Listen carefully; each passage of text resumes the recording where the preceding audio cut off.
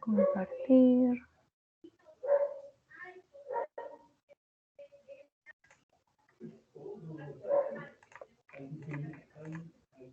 Ya, ¿me pueden confirmar por favorcito si se ve el lapicito y se escucha bien? ¿Sí? ¿Alguien? Sí se ve bien y se escucha Ya, bien. genial, genial, genial. Ahora sí se ve mi mouse, se ve todo. Pero sí se ve mi cámara, o sea, ¿se nota que mi cámara está prendida o porque acá sale que se ha apagado? Se ve apagada. Ay, ya. Entonces,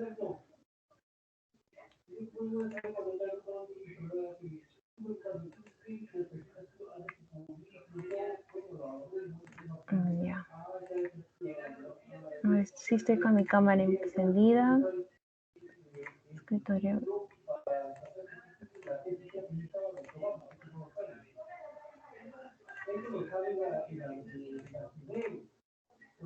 Ya.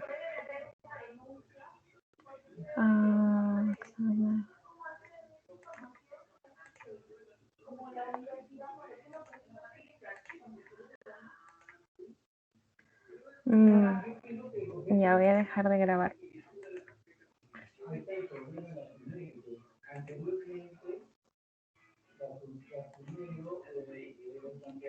Ya, chicos, no sé por qué, pero se apaga mi cámara. O sea, cuando yo empiezo a salir bien las cosas, se apaga mi cámara. Ya, pero sí se ve la pantalla, ¿no? Ya, tengo que... No puede ser. Ya, puede tener que explicar ahora con la pantalla apagada, pero sí que sí se vea, ¿no? El clic y el mouse y bueno, ya. Ya, el día de hoy vamos a hablar acerca de regeneración, reparación y cicatrización, ¿ya? Espérense, creo que dejé de grabar. No, está grabando. Ya, entonces, ya, sí se escucha, ¿no? Sí se escucha, chicos, si está grabando y están viendo la pantalla, ¿no? Sí, sí Pero se con la escucha. cámara apagada. Ya, ya, bueno. Vamos a tener que avanzar así. No sé por qué o qué le pasa a mi computadora, pero ya. Ya. En primer lugar, quiero que recuerden un poco de la clase anterior. Ya hablamos de la inflamación, ¿no? De que la inflamación es una respuesta protectora para detener o paliar el agente lesivo, ¿no? Neutralizar el agente lesivo, ¿no? Entonces, y al final habíamos dicho que teníamos tres posibles caminos, ¿no? La resolución completa, ¿se acuerdan que les expliqué con esta imagen? La resolución completa, una fibrosis, ¿ya? Y una inflamación crónica, ya que evoluciona a fibrosis, ¿ya? Entonces, en teoría tendríamos dos caminos, ¿ya? En primer lugar, la inflamación aguda, ya saben que van a haber cambios vasculares, reclutamiento de neutrófilos y lesión tisular limitada, ¿ya? Y habíamos dicho que esto puede progresar, ¿no? Puede progresar y al final se puede terminar resolviendo, ¿no? Y la resolución es lo que vamos a ver el día de hoy. La resolución, ¿ya? Se va a dividir en teoría en regeneración, ¿ya? Regeneración y reparación, ¿ya? Y reparación. En la regeneración, ¿ya? Se va a dar siempre y cuando tengamos las células lo permitan. ¿A qué hago referencia con esto? En que mis células tienen que ser lábiles, ¿ya? Tengo que tener células lábiles o células quiescentes que me van a permitir la regeneración. Otro factor para que haya regeneración, ¿ya?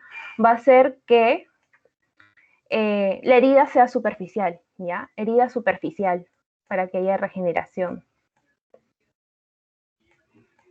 Otro factor para que haya regeneración es que no haya un compromiso de la matriz intersticial, ¿ya? No haya compromiso de la matriz intersticial. Ya no hay compromiso en la matriz intersticial. Ahora, fíjate que hace referencia con células lábiles y células quiescentes.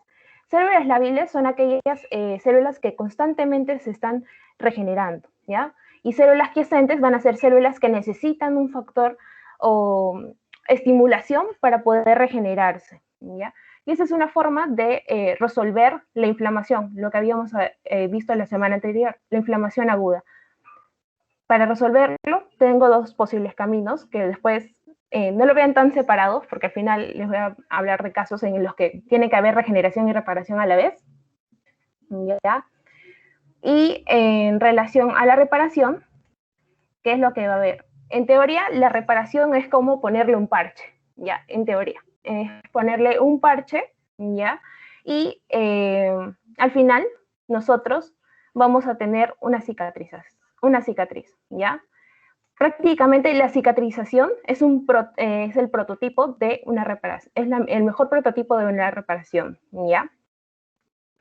Entonces, la curación o resolución, ¿no? Resolución lo de acá. La curación básicamente es la respuesta de nuestro organismo, ante el daño, ¿ya? ¿Y qué va a buscar? Obviamente reparar su estructura y establecer la función normal que él tenía, ¿no? Volver a la homeostasis, básicamente eso es la curación, volver a la homeostasis, en la que en algún momento estuvo hasta que luego vino, no sé, una bacteria, una toxina, se inflamó, ¿no? Y otra vez la resolución vuelve a su estado inicial. Ahora, ¿qué es la regeneración? ¿Ya? Les había dicho que la regeneración se va a dar, ¿no? En tejidos o en células que tienen esa capacidad, ¿no? No se puede dar en células que sean permanentes, que es otro tipo de células. Tenemos tres tipos de células, las lábiles, las quiescentes y las permanentes. En el caso de las permanentes, de las células permanentes, no se va a poder dar regeneración, ¿no? Y un ejemplo de células permanentes son las neuronas.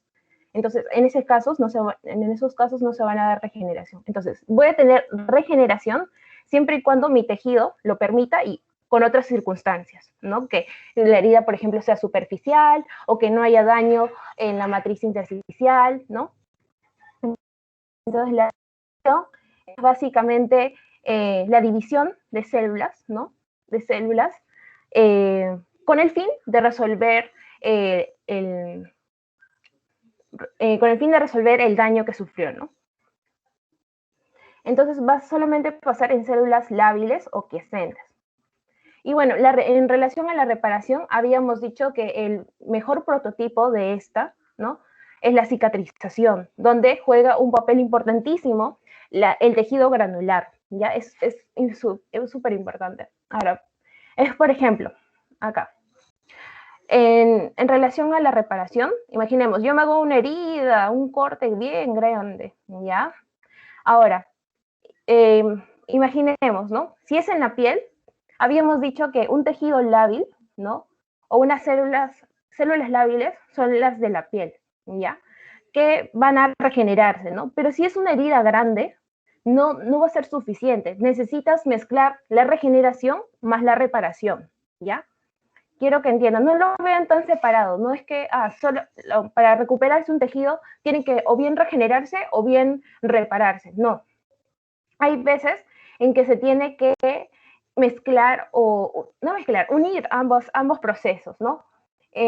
Por ejemplo, si bien es cierto, te haces un daño, no, te haces un corte, como habíamos dibujado en la parte de acá, ¿no? Se intenta regenerar, pero como es tan grande el corte, al final se va a terminar reparando, ¿no? A pesar de que el tejido las de la piel, ¿no? Sean lábiles.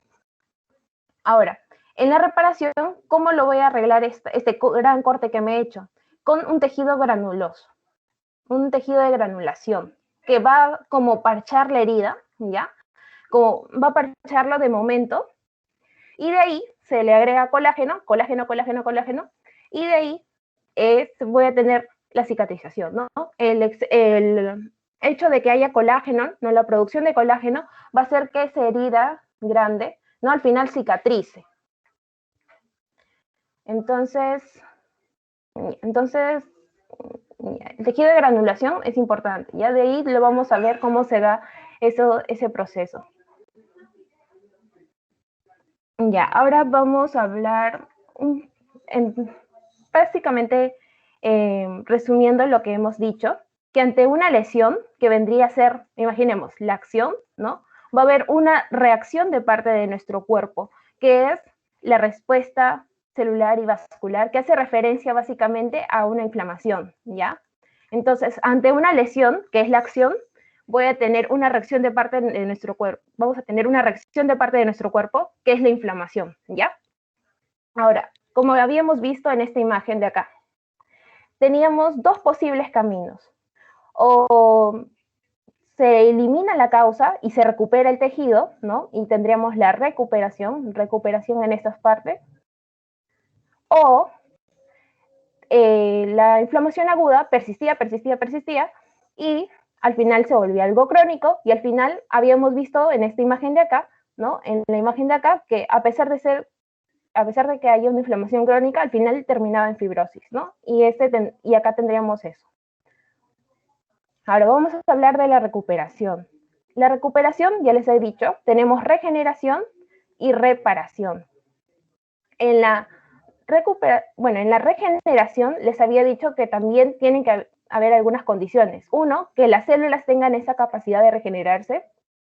Dos, que mis heridas sean superficiales, ¿no? Porque si es una herida muy, muy grande, a pesar de que esas células tengan capacidad de regenerarse, no lo van a hacer. Necesitan también de la ayuda de la reparación. Ahora, por ejemplo, en algunos procesos inflamatorios, o también, por ejemplo, cuando hay un compromiso, ¿no? De la trama estructural. No, cuando no hay compromiso de la trama estructural, ya que es básicamente la matriz. Entonces acá vamos a tener, por ejemplo, nuestras células. Ay, qué fea célula. Acá, ¿ya? Imaginemos, ¿no? Y si el corte es tan profundo, ¿no? Tan profundo, que daña la célula y va más allá, y agarra la parte de la matriz intersticial, ¿qué es lo que se va a generar? Pregunto. ¿Regeneración o reparación? Para saber si me han entendido la idea.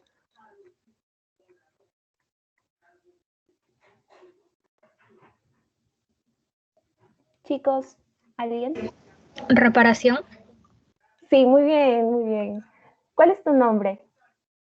Kimberly. Ya, muchas gracias, Kimberly. Sí, se va a dar la reparación, ¿ya? Porque el daño es grande, la herida es profunda. Entonces, a pesar de que tenga mis células, ¿no? De la piel se regeneran y todo lo demás, porque es un tejido lábil, necesita la reparación, ¿ya? Para poder cerrar esa herida. Ahora, ejemplos de la regeneración. Vamos a tener la regeneración hepática. No sé si en anatomía o en histología, si se acordarán, que cuando se tenía que hacer una hepatectomía, imaginemos que ese es el hígado, ¿no? Y se tenía que quitar, no sé, toda esta parte del hígado, ¿no? Al final crecía uno. Bueno, se recuperaba el tejido, ¿ya? Eso es por proceso de regeneración, ¿ya? Las células del hígado son células quiescentes, que era lo que les había explicado en la diapositiva anterior. ¿Qué es eso? ¿Qué es quiescente? ¿Alguien entendió del PPT anterior? ¿Se acuerda de lo que había explicado? ¿Qué es una célula quiescente? Necesita una sustancia para poder regenerarse. Ajá, necesita estimulación para poder regenerarse. Necesita ser estimulada. Entonces, la regeneración hepática, ¿no? Es un ejemplo, valga la redundancia, de regeneración, ya. En heridas superficiales, imaginemos, te haces un raspón, ¿ya? Un raspón. Entonces, ahí es necesario, bueno, cuando ustedes en algún momento de su vida se han hecho un raspón, se llega a formar una cicatriz, tarda, no sé, semanas en cerrar. No, es algo rapidísimo y al día siguiente te aparece bien. Entonces, ¿qué es lo que ha pasado acá? Regeneración, ya. Acá ha pasado una regeneración porque es rápido y es una herida chiquitita, un raspón nada más. O, por ejemplo, también vamos a tener regeneración en reabsorción del exudado en la neumonía lobular. Perdonen esos rayados.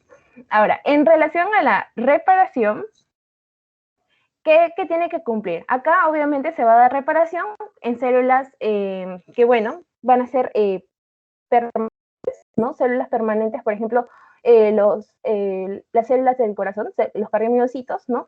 No pueden regenerarse, pero sí al final se van a reparar y al final van a terminar con una cicatriz, ¿ya? Ahora, en heridas profundas se va a dar lo que es la reparación. O, por ejemplo, también cuando hay lesión en la trama estructural del tejido. Ya cuando compromete a la matriz extracelular, ya ahí también va a haber reparación. En ejemplos, en heridas profundas, ¿no? Ya les he dicho un corte así bien, no sé, bien, o sea, bien grande, bien grande. O en el caso del infarto del miocardio, que les había dicho, ¿no? Las células del corazón, o los miocardiocitos, son células permanentes, ¿ya? Que al final, ¿no? Se va a formar la inflamación. Relacionen un poquito con la clase anterior. Habíamos puesto una imagen de células de los miocardiocitos que se inflamaban y todo lo demás, ¿ya? Y luego va a llegar a reparar, ¿ya? Ese tejido se llegaba a reparar, ¿no? Y al final teníamos una cicatriz, ¿ya? Al final se tiene una cicatriz. Pero el tema con la reparación es que al final el tejido, ¿no? El resto de las células van a funcionar, ¿ya? Y solamente en el caso del infarto, las células que han sido dañadas se terminaban como cicatriz. Distinto en caso de fibrosis, que es básicamente todo el órgano casi por completo deja de funcionar, es distinto, ¿ya? En este caso, si la inflamación aguda persistía, o sea, era persistente, terminábamos en fibrosis, ¿ya? Terminábamos en fibrosis con un tejido cicatricial. Y un ejemplo es, por ejemplo, valga la redundancia, la fibrosis del pulmón, ¿ya? Con el paso del tiempo, ¿no? No, bueno, obviamente por daños, ¿no? Por la inflamación que ha tenido los pulmoncitos, ¿no? Por una inflamación persistente, al final puede que se lleguen a fibrosar, ¿no? ¿Y qué pasa cuando mis pulmones llegan a estar fibrosados, ¿no? Poco a poco dejan de tener esa capacidad para expandirse, ¿no? Y se vuelven más duros con el paso del tiempo. Entonces, un ejemplo de fibrosis pulmonar, ¿ya? O al final, en el caso del hígado, por ejemplo, esa fibrosis, ese endurecimiento del hígado, terminará en cirrosis, ¿no? Y bueno, ahora vamos a hablar más a detalle de regeneración, pero ya tienen una idea bien clara. En relación al tamaño de la población celular, ¿ya? Va a estar determinado por tres cosas. La tasa de proliferación celular, es decir, básicamente acá estamos hablando de la mitosis, ¿ya? El tamaño de la población celular va a depender de cuán activa sea, por así decirlo, en relación a la mitosis, o de la tasa de diferenciación celular. O, por ejemplo, cuántas células fallecen por apoptosis, ¿no? Y si el tamaño de población incrementa, ¿qué tendría que haber? ¿O qué tendría que pasar? Pregunto, es decir, si yo quiero o que mi población celular incremente, ¿qué debería haber? Un aumento, ¿no? Un aumento de la mitosis, en pocas palabras, un aumento de la mitosis y una disminución de la muerte celular, ¿no? O sea, menos células mueren y más mitosis hace que nosotros incrementemos el tamaño de la población celular, ¿ya? Ahora vamos a pasar a esta parte, en lo que justamente ya les había explicado, ¿no? Tejidos lábiles, tejidos quiescentes y tejidos permanentes. Ejemplos de tejidos lábiles, las células de la piel, las mucosas, que están en constante división, ¿ya? División continua. Tienen división continua, proliferan siempre y se van a ir reemplazando, ¿ya? Proliferan siempre y reemplazan. Provienen de la célula madre de proliferación ilimitada, por eso que están constantemente dividiéndose. Ahora, tejidos quiescentes. Acá vamos a tener, voy a dibujar acá, a las células del hígado, ¿ya? Células del hígado. Qué horrible hígado, ya. Las células del riñón, ¿ya? Células del riñón. También tenemos a las células del páncreas, que va a parecer igual que el hígado, ¿ya?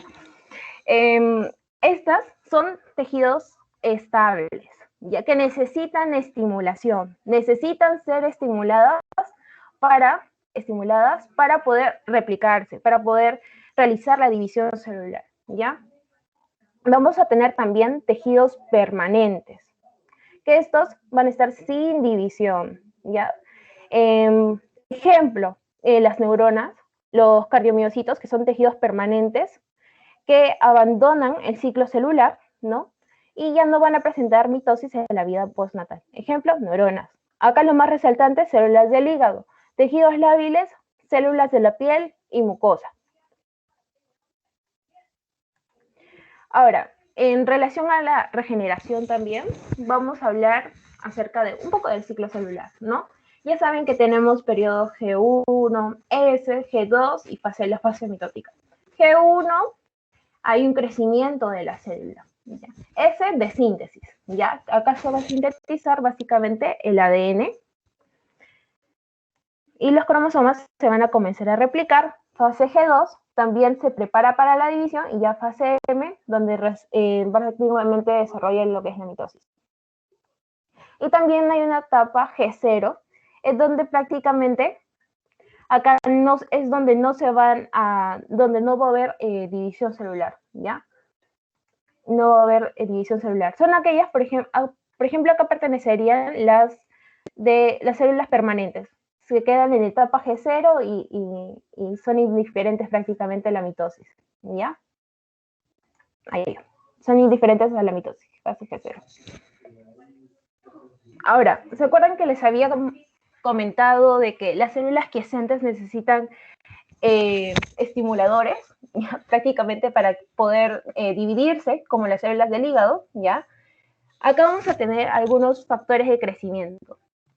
Y, por ejemplo, las que actúan en el hígado para que éste comience a dividir, va a ser el factor de crecimiento hepático, este de acá.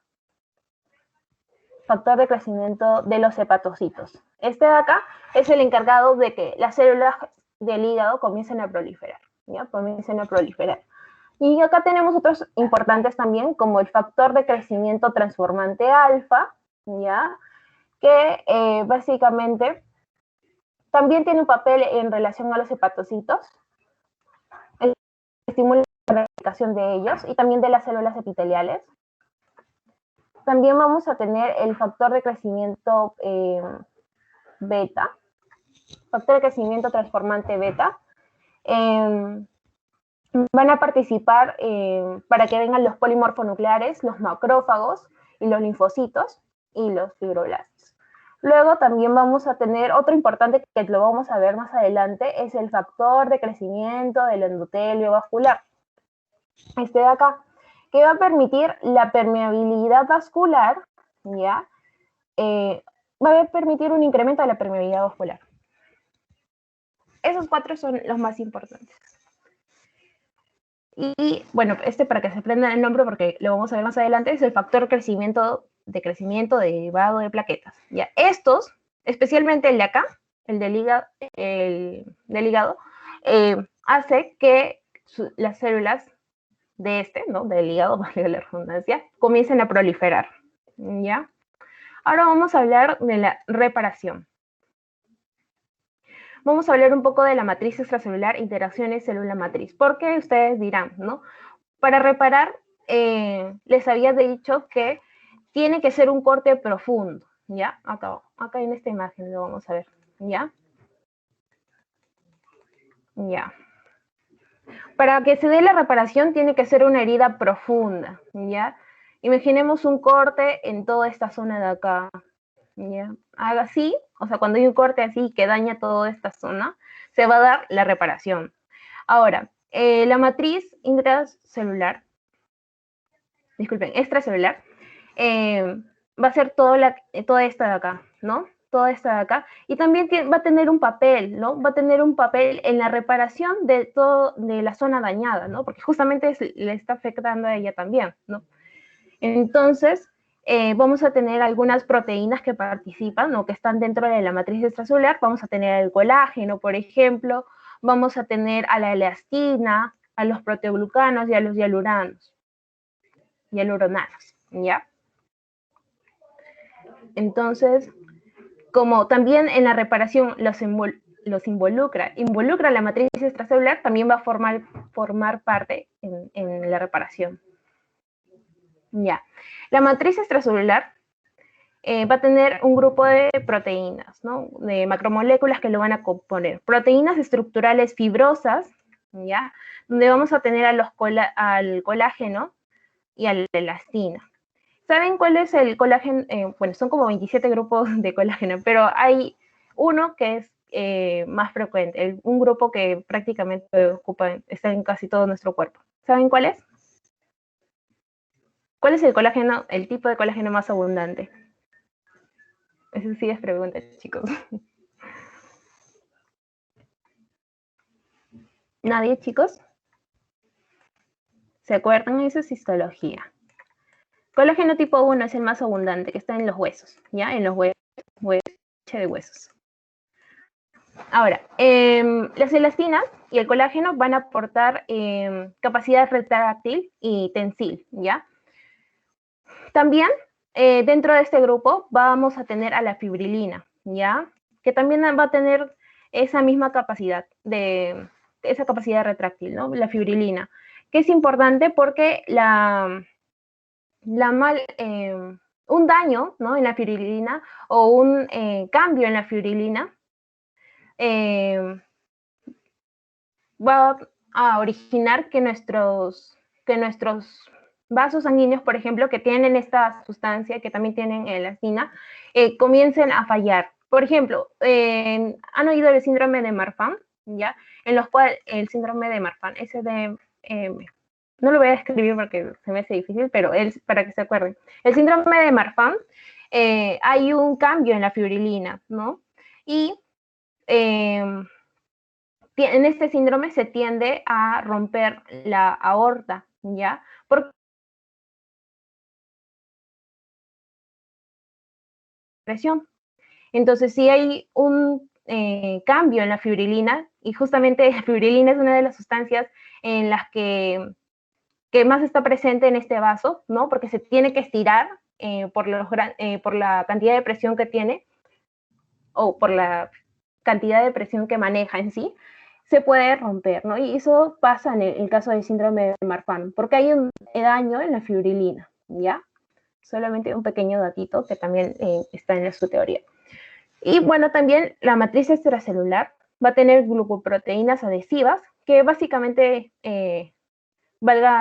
o sea, por el nombre, ¿no? Van a intentar conectar algunos elementos con las células.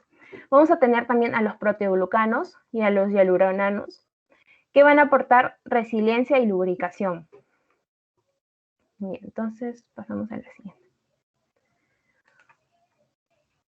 Ahora sí vamos a hablar acerca de la forma. Bien. Ahora sí vamos a hablar de la formación de cicatrices y fibrosis. Bueno, ya. Pasos para la formación de la cicatriz. Formación de la cicatriz. Primer paso, angiogenia. Angiogenia es básicamente la formación de un nuevo vaso, ya sea de un vaso preexistente que se tenga o básicamente que haya una proliferación de las células endoteliales, ¿ya? Pero la cosa es que se va a formar un nuevo vaso. ¿Para qué? Para que pueda brindar de cierta forma sustancias nutritivas, ¿ya?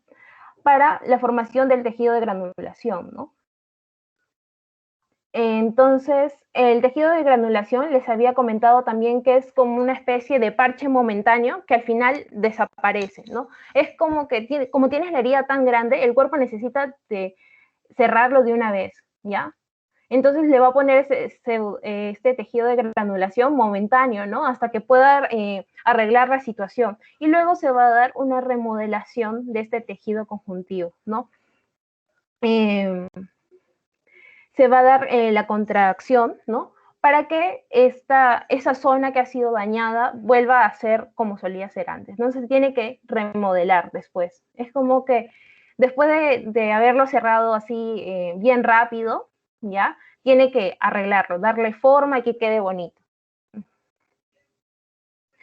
Ahora, en relación a los mecanismos de angiogenia, vamos a tener la vasculogenia y la angiogenia. Vasculogenia es el crecimiento, ¿no?, de una red de vasos a partir de células precursoras, que en este caso vendrían a ser los angioblastos, ¿ya?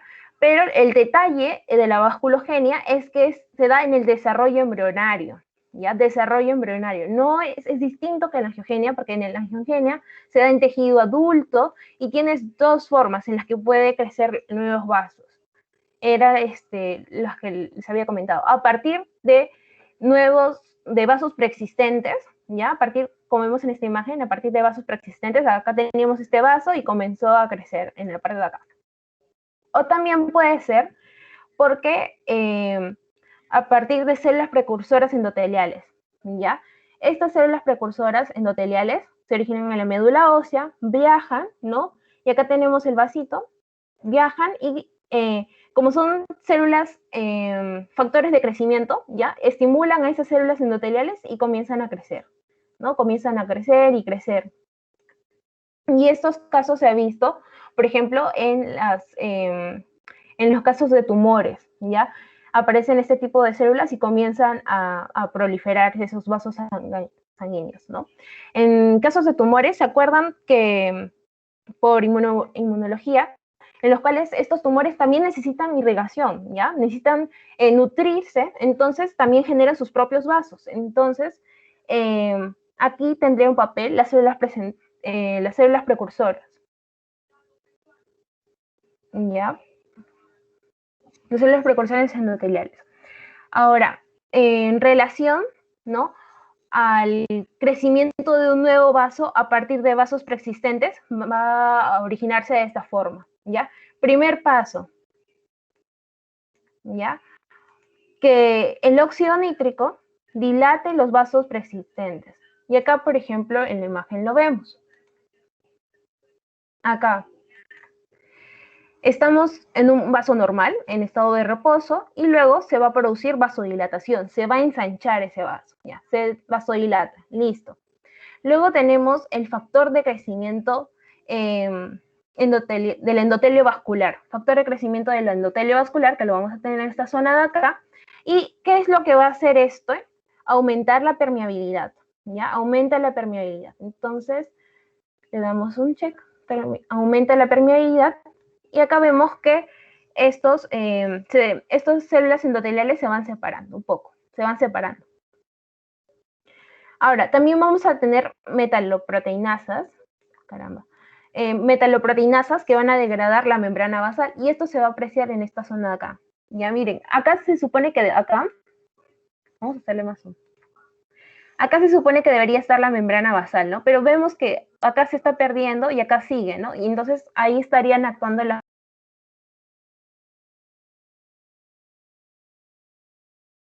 Sí, vamos a darle un check. Ahora, el plasminógeno va a romper contacto con las células endoteliales, ¿no? Entonces vemos que poco a poco se están separando las células, miren. Poco a poco se están separando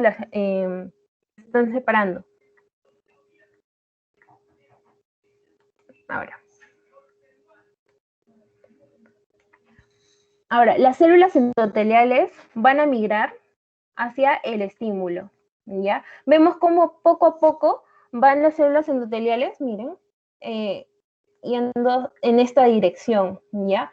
¿Y por qué va a pasar esto? Porque hay factores de crecimiento, ¿no?, que van a hacer que se llegue a unir, ¿no?, a alargar el tallo vascular. Imaginemos que acá está el otro vaso y también está en el mismo proceso, ¿no? Y se intenta formar un nuevo vaso ahí.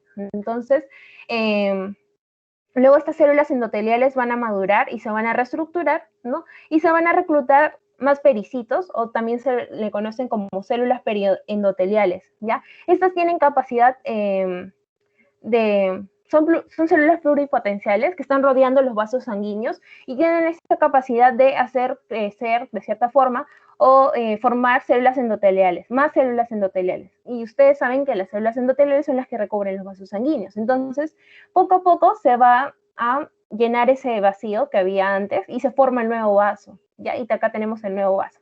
Miren, nuevo vaso, como nuevo. Entonces, esto es a partir de vasos preexistentes. Así es como se formaría. Y el otro proceso es con las células precursoras endoteliales, ¿no? Que son a partir de la médula ósea y hace que prolifere simplemente. Entonces, tenemos estos dos procesos. Ahora vamos a hablar de la curación de las heridas cutáneas. Estas se van a dividir en 3 fases, ¿ya? En 3 fases. Imaginemos, ¿no? Imaginemos que tengo un corte en mi piel, ¿ya? Tengo un corte en mi piel y esto se va, imaginemos, agarro tierra, no sé, me pongo a sembrar una plantita yo y entra tierra a mi herida, ¿ya? Obviamente se va a tener que haber una inflamación, ¿ya? Va a tener que haber una inflamación, por ejemplo, se puede entrarle alguna bacteria, algo, ¿no? Y tiene que haber inflamación. Yo les había dicho, ¿no? Que para la curación de las heridas, claro, se tiene que dar la cicatrización, el tejido granular, ¿no? Pero no puede formarse, es decir, acá tengo mi herida, ¿ya? Y no de la nada ya le puede poner el parche de una vez y ya cicatrizar. No, eso es un proceso más complejo en sí, ¿ya? Primero lo que tiene que haber es se va a tener que inflamar, ¿ya? ¿Por qué se tiene que inflamar? Para que así, de cierta forma, atraiga a las células polimorfonucleares, a los macrófagos, ¿no? Para que limpien esa zona que ha sido afectada, ¿ya? Y, por ejemplo, si es una herida grande, qué sé yo, ¿no? Antes que nada, antes de que se inflame, tiene que dejar de sangrar, ¿ya? Tiene que dejar de sangrar como primer paso. Si es una herida grande y está saliendo sangre a montones, lo primero es que se forme un coágulo como tal y luego ya se comienza a inflamar, ¿ya? Y va a traer las células polimorfonucleares a esa zona para que limpien el área, si hay bacterias las fagociten o si hay células muertas las degraden también, ¿no? Y primero se limpia el área y ya tendríamos el primer paso. Ahora, el segundo paso es que hay una revitalización, ¿ya? ¿En qué consiste? ¿No? En que de cierta forma las células que se puedan regenerar, ¿no? Como en las células de la piel, comiencen a crecer, que ayuden un poquito, ¿no? Y acá es justamente lo que le estaba comentando en un inicio, de que no solamente se pueden quedar a 2 procesos, regeneración aparte y reparación es otra cosa. No. Hay momentos en que sí, se tiene que juntar, ¿no? Para poder cerrar la herida, ¿no? Todos tienen que aportar su granito de arena para al final que el fin es que se cierre la herida o que se termine, ¿no? Ese proceso. Ahora, entonces vamos a tener la revitalización, ¿ya? Luego se necesitan formar nuevos vasos. ¿Por qué? Porque se va a formar un tejido, el tejido momentáneo, el que era el parche, entre comillas, es el tejido de granulación, ¿ya? El parche. Y claro, también va a haber, ¿no? Se va a tener que sintetizar en esa zona fibroblastos, colágenos, ¿no? Para que puedan, y van a estar así, ¿no? Entonces ahí vamos a tener también una matriz provisional, ¿ya? Ahora, ¿qué más se va a tener que dar, ¿no? Se va a comenzar a secretar el colágeno, como les había comentado, y como es una herida grande, o sea, al final te vas a tener que quedar con una linda cicatriz, ¿no? Como se va a secretar el colágeno, y al final va a terminar en maduración, ¿no? Y vamos a tener una bella cicatriz al final, ¿no? Por esa semejante herida que nos hemos hecho. Ahora acá voy a poner, ahí se ve mejor. Ya. Vamos a tener, por así decirlo, heridas de primera intención y de segunda intención, ¿ya? Recuerden que las de primera intención son heridas que van a ser con cortes limpios, que no están inflamadas, no se le ha metido una bacteria por ahí y son cortes chiquitos, ¿ya? Esa es una herida de primera intención, una herida pequeña, sin infección, no hay bacterias, no hay nada ahí, y es súper chiquita, ¿ya? Entonces, ¿qué va a pasar en esos momentos? Lo primero que les había dicho, el coágulo, ¿ya? Si está sangrando, tiene que ser, al final tiene que darse lo que es la vasoconstricción y formarse el coágulo para que ya no sangre.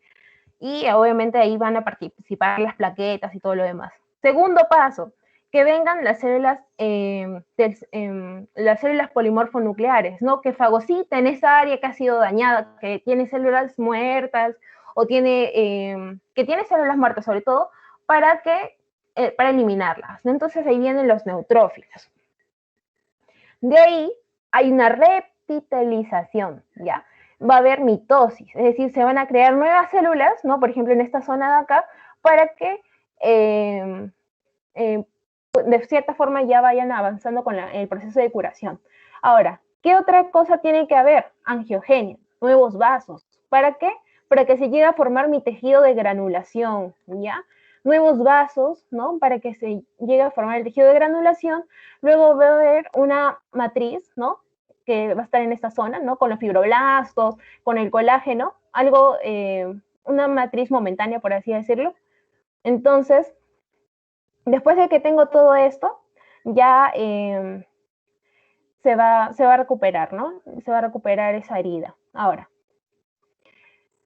las heridas de segunda intención son más grandes. Acá sí puede haber hasta una bacteria ahí dentro y son más grandes. Es como que, no sé qué tipo de corte, ya es un corte súper grande en los cuales también se va a dar el mismo proceso, ¿ya? Pero solo una diferencia es que acá va a ser por dos, o sea, va a ser, si acá era, por ejemplo, un poquito de neutrófilos, acá va a ser una gran cantidad de neutrófilos. No sé si me entienden la idea. Es que en el caso de herida pequeña, ¿ya? Hay un poquito, ¿no? De neutrófilos para poder reparar, ¿no? Pero como acá la herida es tan grande, necesitas el doble de tejido de granulación, el doble de neutrófilos, el doble de vasos sanguíneos nuevos, ¿no? Se va a dar angiogenia también en esta parte. Y un detalle es que en las heridas de segunda intención va a haber contracción de la herida, ¿ya? Y obviamente, por ser tan grande esa herida que te has hecho, vas a tener una cicatriz del mismo tamaño de la herida que te has hecho, muy grande. Y como va a haber contracción de la herida, se va a ver va a ser notorio, ¿no? Y se va a formar ahí tu bella cicatriz. Se va a formar tu bella cicatriz. Mientras que en una herida pequeña no te deja eso, ¿ya? No te deja eso. Ya.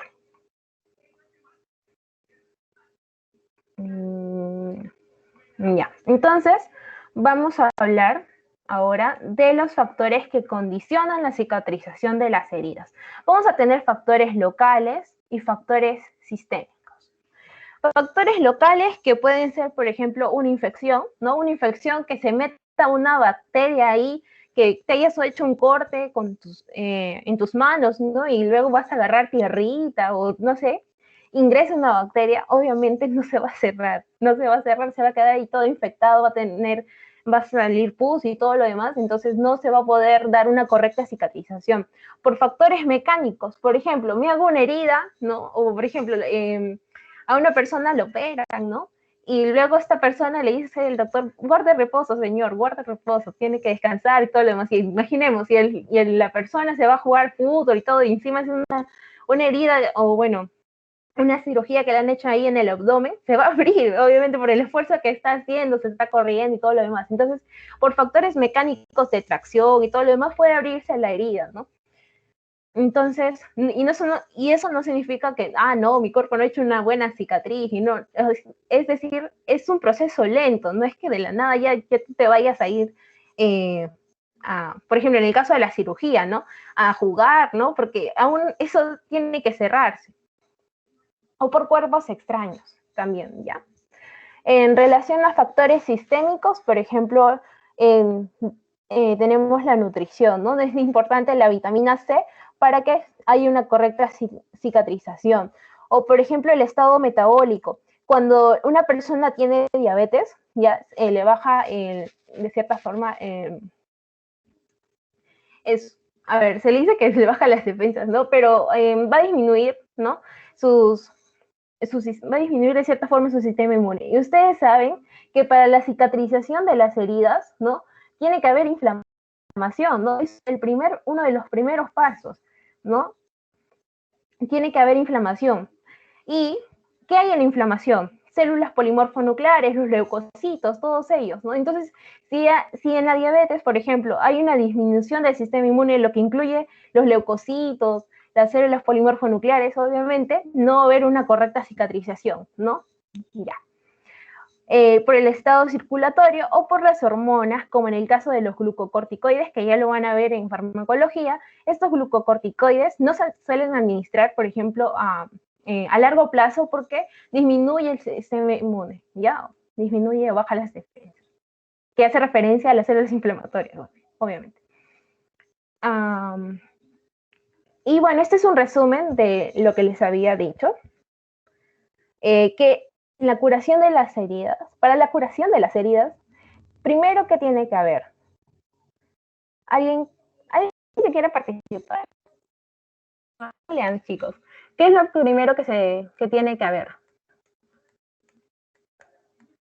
Voy a rayarla. ¿Alguien quiere participar, chicos?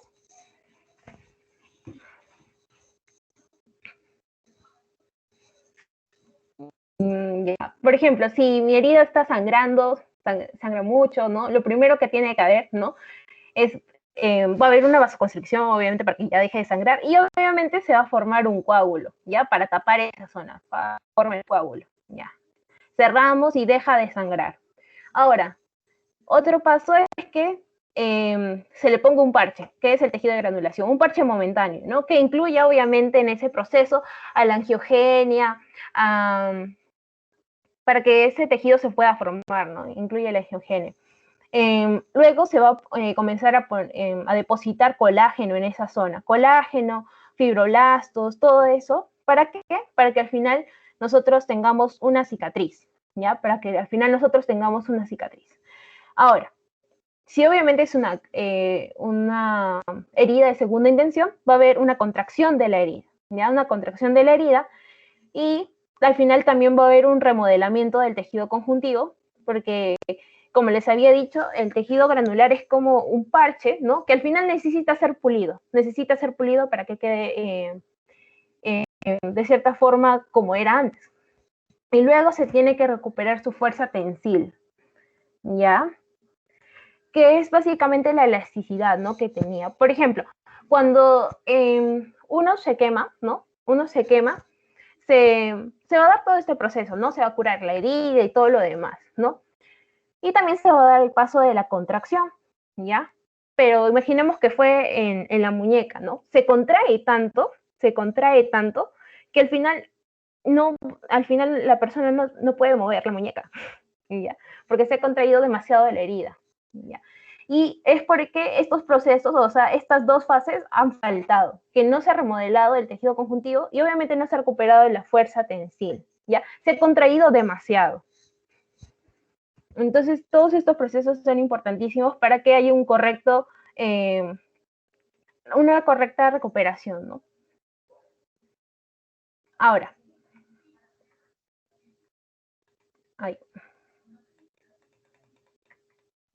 ya. Aspectos patológicos de la reparación. Formación inadecuada del tejido de granulación. Acá vamos a tener, por ejemplo, la descisencia de la herida, en la cual básicamente es cuando la herida se abre, ¿ya? Porque simplemente no ha habido un buen proceso de la cicatrización, ¿no? No hay un correcto tejido de la granulación. Igual lo mismo con la ulceración, ¿no? Hay un inadecuado tejido de granulación y se queda así abierto. En relación a los aspectos patológicos de la reparación, puede darse también que hay secreción, no secreción, se le pone mucho, es decir, como que se le pasa de las manos el colágeno, vamos a ponerlo de esta forma, se le pasa de las manos el colágeno. Es decir, en este caso tengo mi cicatriz así, ¿ya? Una cicatriz hipertrófica es aquella que se excede un poco del colágeno. Hay una acumulación excesiva del colágeno, pero respeta los bordes, respeta los márgenes. Es decir, voy a tener mi cicatriz así más o menos, ¿ya? La cicatriz va a ser así. Respeta más o menos el margen, ¿ya?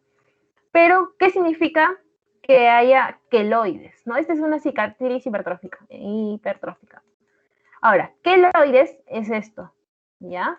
Queloides es esto, de que imaginemos que esta es mi cicatriz y hay también una proliferación excesiva del colágeno y además no respeta el borde, es decir, es como que no le importa eso, no le importa el borde y hay demasiada secreción de colágeno y termina en una cicatriz de esta forma, como vemos en la imagen de acá, ¿ya?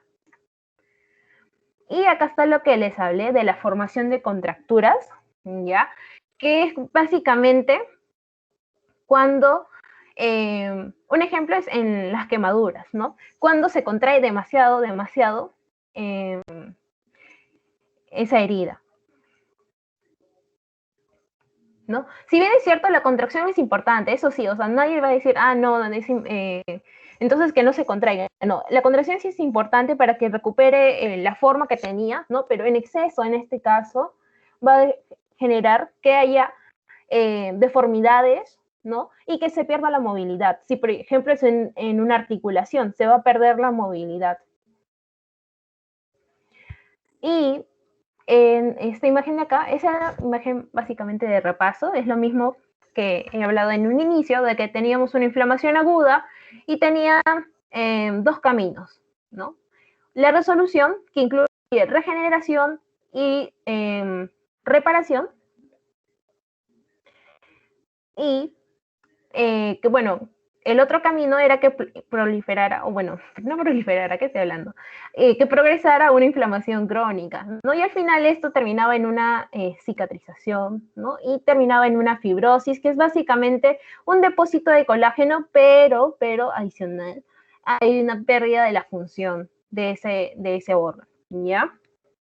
Entonces, hasta acá lo del tema de resolución, vamos a hablar un poco de fibrosis, ¿ya? Al haber una inflamación ya básicamente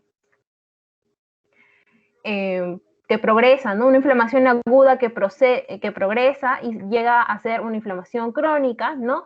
Esta inflamación crónica, como vimos en esta imagen, ¿no?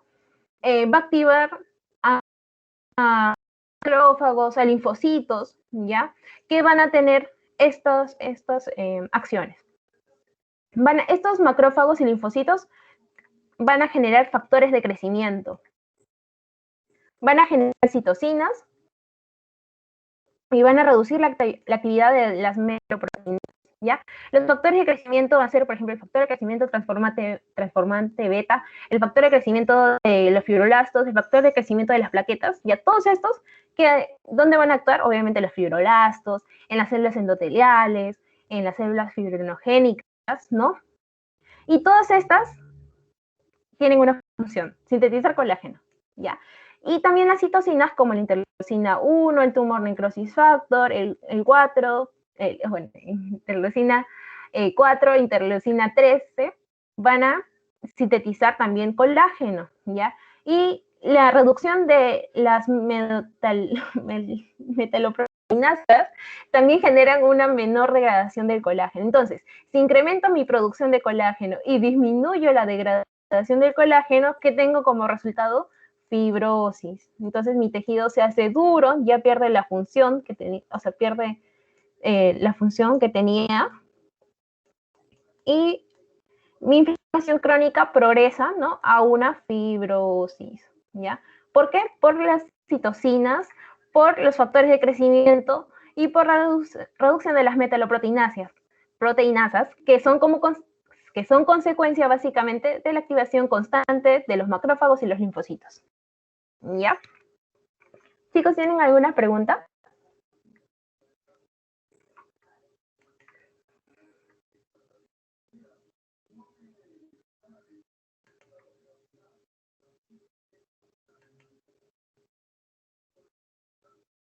Una pregunta, la